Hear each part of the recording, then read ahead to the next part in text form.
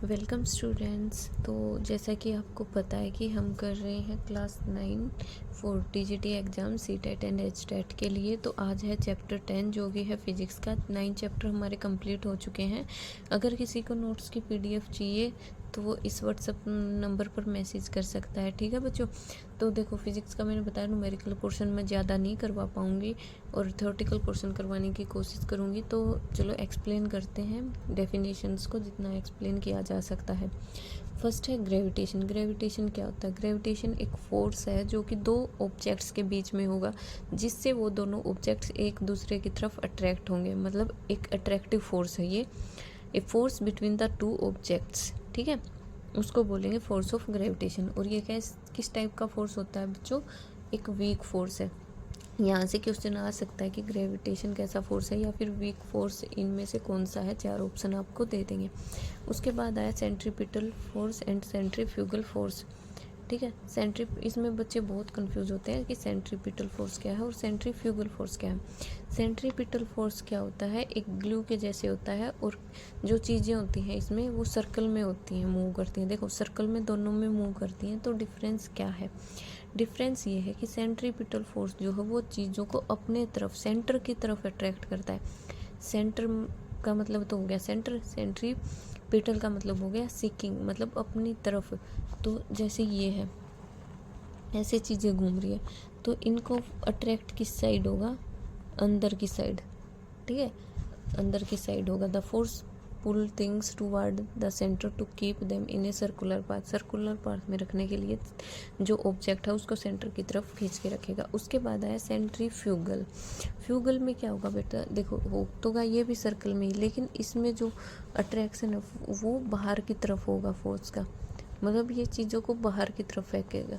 अगर इनका एग्जाम्पल देखें तो सेंट्रीपिटल का तो देखो प्लैनेट्स ही हो गए कि सन जो है उस सन के चारों ओर घूमते हैं ना प्लैनेट्स। अर्थ से लगा लो सन, और अर्थ सन के चारों तरफ घूमती है तो सन उसको अपनी तरफ, सेंटर की तरफ अट्रैक्ट करके रखता है।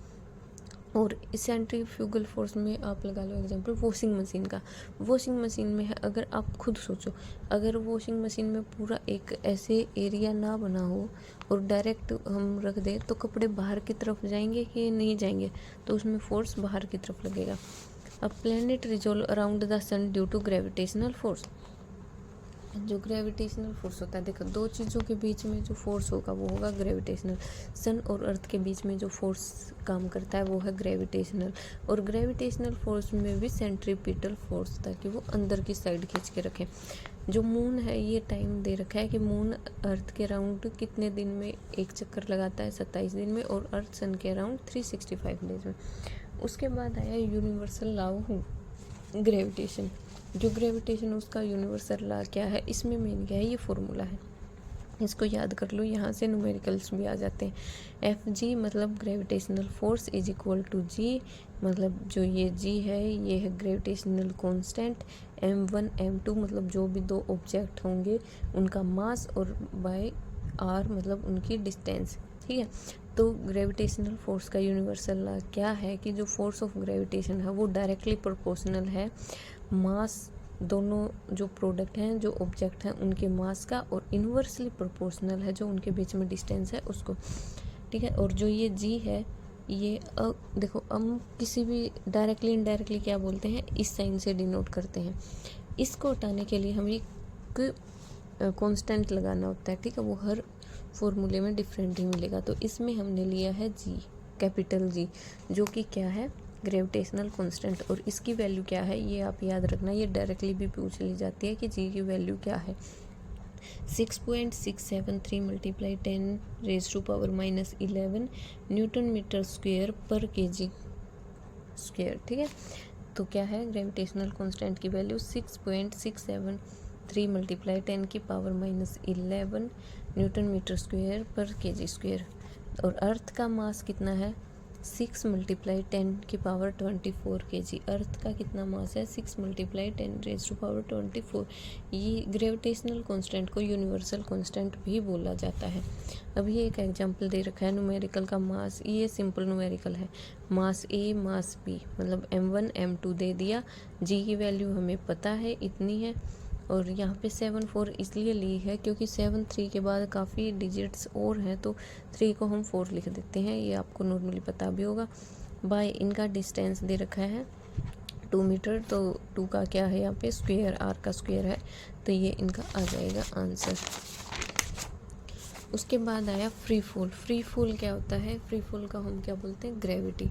ठीक है, देखो अभी हम कोई चीज़ हवा में उछालते हैं तो वो अपने आप नीचे गिरने लगती है, फ्री फॉल होता है उसके ऊपर, तो उसके ऊपर भी तो कोई फोर्स काम कर रहा होगा कि वो नीचे की तरफ खींची चली आ रही है, तो उस फोर्स को क्या बोलते हैं? ग्रेविटी। ग्रेविटी क्या, देखो एक है ग्रेविटेशनल, जो कोई भी दो ऑब्जेक्ट्स के बीच में फोर्स हो गया।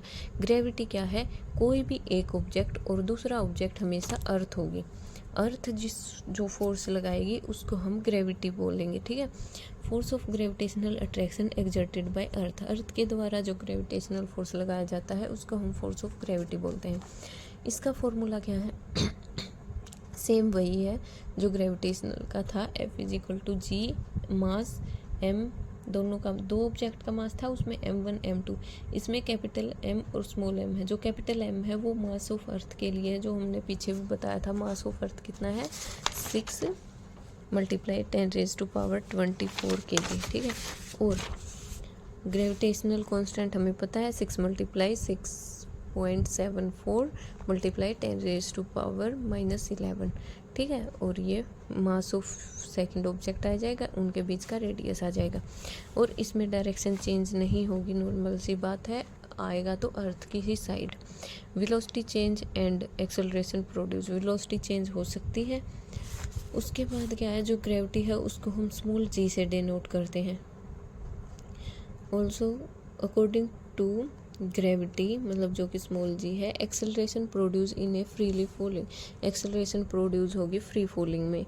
Object and count of force of gravity, तो जो स्मॉल g है ग्रेविटी है उसका फॉर्मूला क्या हो जाएगा?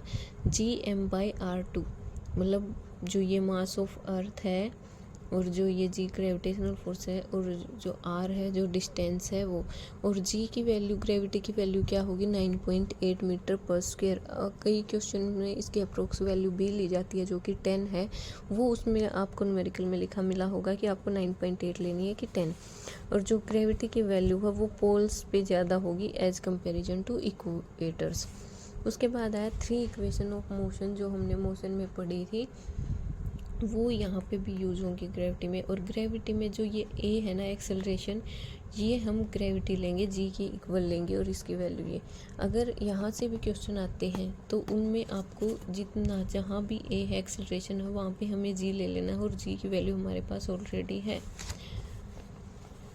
उसके बाद क्या आया, एक ये फॉर्मूला याद कर लेना बच्चों कि मैक्सिमम हाइट पे चला जाएगा तो जो वेलोसिटी है, देखो अगर हम कोई भी चीज़ है उसको हवा में उछालते हैं तो यहाँ पे जाके एक बार तो वो स्टॉप होगी ना, उसके बाद वापस गिरनी शुरू होगी, तो उसकी इनिशियल वेलोसिटी कितनी होगी? 0 होगी ना, क्योंकि यहाँ पे तो बिल्कुल वो स्टडी मोशन में थी, 0 थी, हिल ही नहीं रही थी, फिर नीचे आने शुरू हुई, तो उसकी जो फाइनल वेलोसिटी होगी वो देखते हैं। तो a = -g हम लिख सकते हैं, और इसकी वैल्यू कितनी है? -9.8। तो जो हाइट है एट मैक्सिमम हाइट पे उसकी कितनी होगी? 0, तो h = u²/2g हम लिख सकते हैं। उसके बाद आए मास। क्या होता है मास? क्या है? मेजर ऑफ इनर्शिया, इनर्शिया का मेजर करना। Mass of object is constant and does not change from place to place. देखो वेट और मास में क्या डिफरेंस है? जो वेट है ना वो चेंज होता है, अगर हम किसी दूसरे प्लेनेट पे जाते हैं तो भी चेंज होगा, और जो मास है वो हमेशा सेम रहेगा। अगर हम मून पे हैं तो भी मास हमारा उतना ही है, अगर हम अर्थ पे हैं तो भी हमारा मास उतना ही है, लेकिन वेट चेंज होगा। ठीक है, force with which it is attracted toward earth, वो फोर्स जिसके द्वारा हम अर्थ की तरफ खींचे जाते हैं उसको बोलते हैं वेट। तो जो वेट है वो किसके बराबर है? mg मतलब जो मास है और जो ग्रेविटी है उसका। ठीक है बच्चों, तो देन अगर मास हमें 4 kg दे रखा है तो उसका वेट कितना होगा? 4 × इतना। ठीक है, इतना न्यूटन, और वेट को हम न्यूटन करते हैं, न्यूटन ऐसा यूनिट है। Weight of object on moon, अब देखो मून पे वेट कितना होगा? मून पे वेट तो चेंज होगा, मास उतना ही रहेगा। जो ग्रेविटी है मून पे वो कितनी है, अर्थ की 1/6 है। ठीक है, तो अगर अर्थ पे मून पे कितना है ग्रेविटी इतनी है तो अर्थ पे होगी g/6 और इनकी वैल्यू जी की वैल्यू हमारे पास 9.6, तो उसको हम निकाल लेंगे। अगर हमारा वेट 60 है अर्थ पे तो मून पे कितना होगा 60/6। ठीक है, तभी तो बोलते हैं आपका वेट ज़्यादा नहीं है, आप गलत प्लेनेट पे आ गए हो। अगर आपका वेट 60 है अर्थ पे तो मून पे कितना होगा, हम उसको 6 से डिवाइड कर देंगे। ठीक है, ये हो जाएगा। तो ये था बच्चों। उसके बाद एक ये थोड़ा सा और रहता है इस चैप्टर में, thrust and pressure. Normal force acting on a surface due to the weight. जो नॉर्मल फोर्स एक्ट करेगा सरफेस पे जो कि वेट के कारण किसी भी ऑब्जेक्ट के, उसको हम थ्रस्ट बोलेंगे। इसकी एसआई यूनिट है न्यूटन, जिसको हम एन से डिनोट करते हैं। Thrust on unit surface area is called pressure.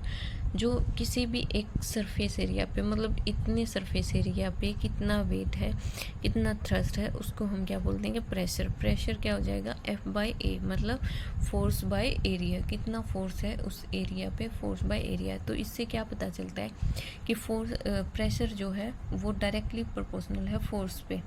जितना फोर्स होगा उतना ही प्रेशर होगा। ठीक है, और इन्वर्सली प्रोपोर्शनल है एरिया के, मतलब एरिया जितना ज़्यादा बढ़ेगा उतना ज़्यादा प्रेशर घटेगा, जितना ज़्यादा एरिया घटेगा उतना ज़्यादा प्रेशर बढ़ेगा। देखो अभी आप छोटा सा एग्जांपल लो, एक तो पेन है ये, इस साइड से इसका एरिया देखो, है ना, इसको अगर मैं यहाँ पे दबाऊं तो ज़्यादा कुछ नहीं होगा। क्यों? क्योंकि इसका प्रेशर जो है वो कम है।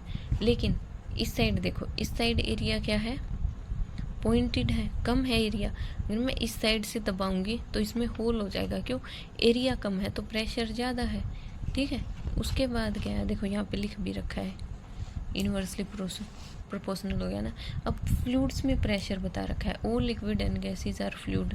गैस और लिक्विड फ्लूइड में एक वो करेंगे इंक्लूड। तो in fluids pressure applied at one place is transmitted equally in all direction. ये क्वेश्चन आ सकता है कि मान लो एक जार में लिक्विड है या फिर एयर है, उस पर हमने एक पॉइंट पे प्रेशर अप्लाई किया तो वो सभी डायरेक्शन में कैसा लगेगा, इक्वल लगेगा, ना कि सिर्फ उस जगह पे जिस जगह पे अप्लाई किया है। बियॉन्ड से क्या होता है, जो कोई ऑब्जेक्ट जो कि पानी में नहीं डूबता वो तैरता है, वो उसकी बियॉन्सी के कारण ही तैरता है। ठीक है, और बियॉन्सी फोर्स क्या होगा कि जितना ज़्यादा पानी डिस्प्लेस होगा ना उतना ज़्यादा ही उसका बियॉन्सी फोर्स होगा।